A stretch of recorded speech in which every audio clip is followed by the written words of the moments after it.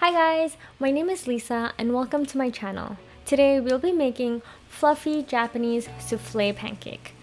So this is a pretty technical recipe and it took me a few trials before I finally got it right.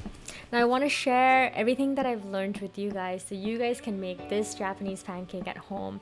So follow along with me and make sure you watch it till the end because I'll be sharing some fail-proof methods so you can make the perfect souffle pancake at home. Let's get started. First, let's separate our egg yolks from our egg whites. I like using my hand and scooping the yolks out from the egg whites and then just shimmying it between my hands and allowing the egg whites to slip through my fingers. My egg yolks had these huge calezas on them and they were kind of freaky looking, so I decided to pluck them off as well. Next, add 1 tablespoon of milk to your 2 yolks and mix till they're properly incorporated.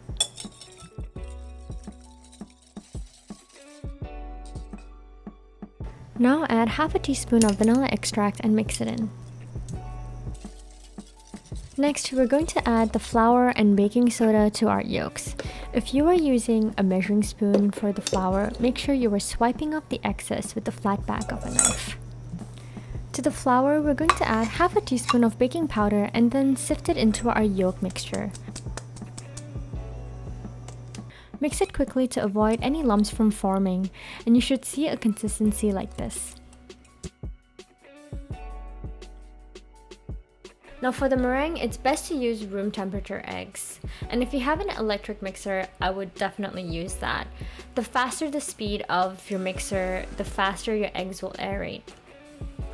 So when your egg whites have doubled in volume and starts to form some shape, you can add your cream of tartar. The cream of tartar will help make your meringue stable, but if you don't have any, you can use a teaspoon of vinegar or lemon juice instead. Continue whisking at high speed and start gradually adding your sugar.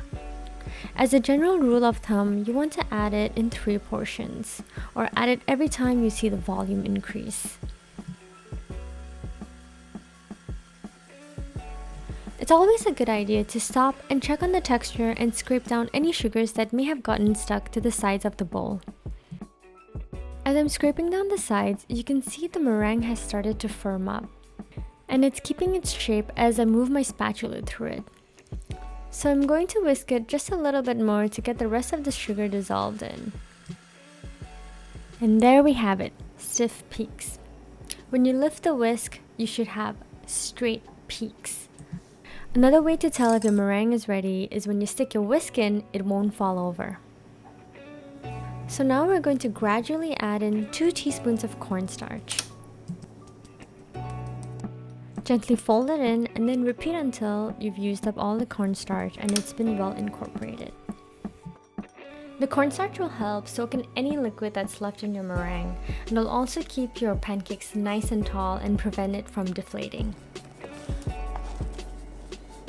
Once the cornstarch has dissolved, we can start incorporating the meringue into the batter.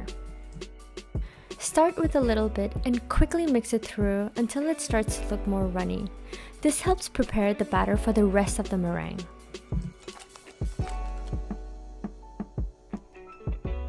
So once it's mixed through, we're going to gently fold in half of the remaining meringue. And we're doing it gently because we don't want to lose any of the air that we worked so hard to whip up.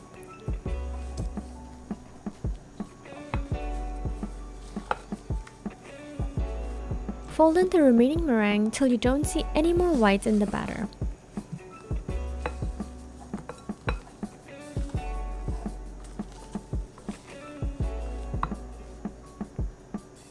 For this next step, you can use a pastry bag, but since I don't have any at the moment, I'm just going to use a Ziploc bag. Put your bag in a tall glass like this, and then pour your batter into it. Squeeze out any air and seal it up with a rubber band or a clip like this. And you can cut the tip open right before using. Now I definitely recommend using a non-stick pan. Place it over low to medium-low heat and add a tiny bit of oil, then wipe off any excess. When the pan is hot, squeeze your pancake onto it. So unless you're using a griddle or an extra large frying pan, I recommend making 1 to 2 pancakes at a time.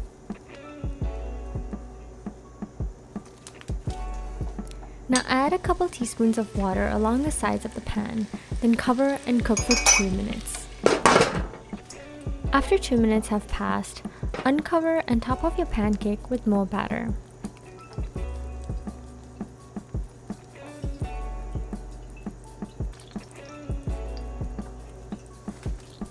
Then add more water, cover and cook for another 6 to 8 minutes. So now I'm ready to flip my pancake. I'm gonna go in with my spatula and loosen it all around. And then when you have a good portion of your spatula under it, just flip it over. So I forgot to add more water to the pan here, but you can definitely add a couple more drops of water before covering and cooking for another 4 minutes. I'm really happy with how these turned out, but keep watching and I'll show you my fail-proof method for keeping these pancakes tall and fluffy.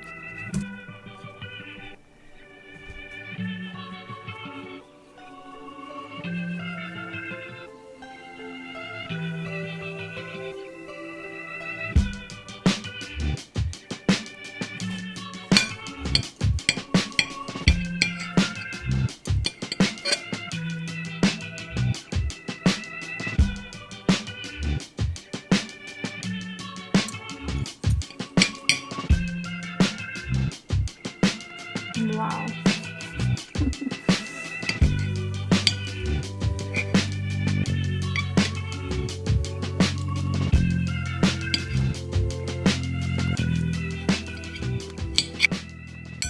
So sometimes you may not end up with the perfect batter and it's runnier than it's supposed to be. And when you go and pipe it in the frying pan, it just kind of falls flat immediately.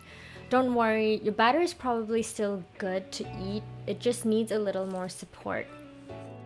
Grab some parchment paper and make round molds that are 2 inches tall and 3 inches in diameter.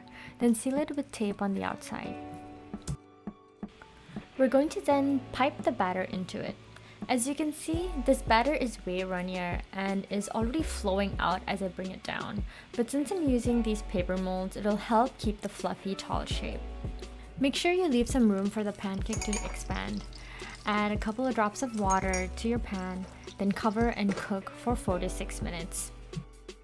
So this time, we don't need to top off the batter to make it tall. Just flip it over carefully, add some water, and cover and cook for another 4 minutes. Remove your paper molds carefully. If your paper molds don't come off easily, it just means that your pancake is not ready.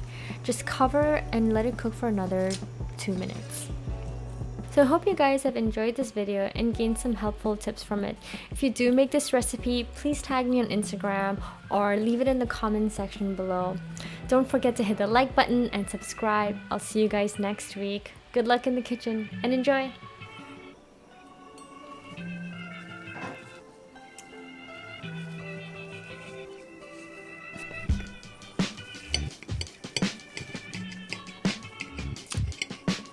Oh wow, that is fluffy.